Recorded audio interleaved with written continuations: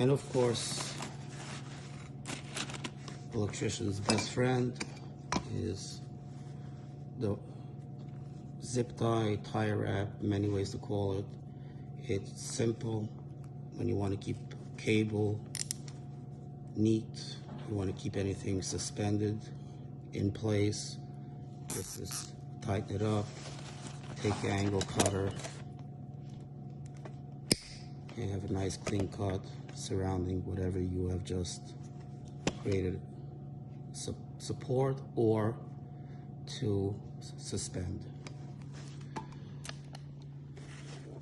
Back to the pocket, being that I work with many low voltage items that have miniature terminals. So I have flathead, 4 sizes, and then Phillips head, 4 sizes. And this is a bit of a pricey screwdriver, but this works great.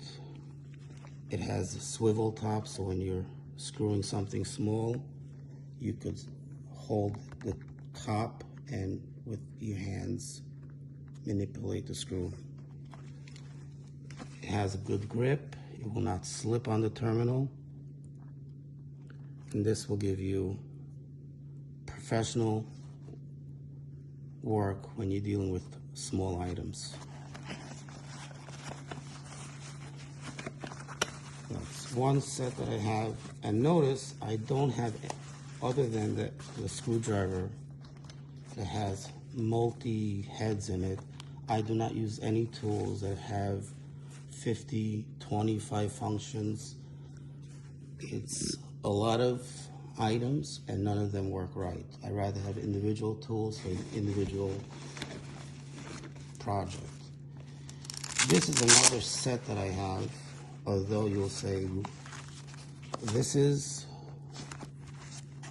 again, in the professional grade, star shape.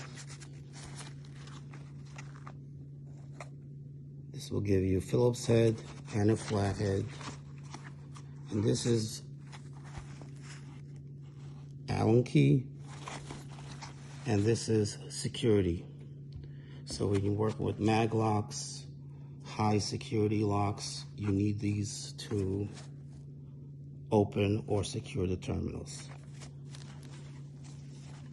This is the only reason why I have this in a set and not individual handles.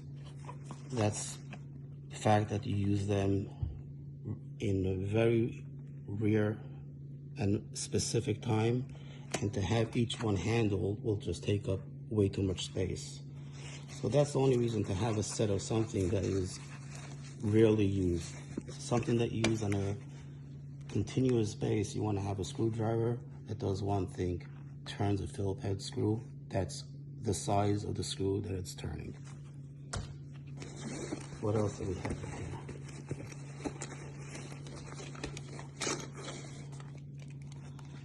Tape measure. Again, you want to know the height of an item before we get to whether it's straight or not. Have a tape measure. It will give you descriptive of the height that you're trying to install. Now that's something that I have too, something small, and then I have my larger for, obviously, when the further you go up in distance with something, you want it to be a more stable and stronger blade. This will give me that ability.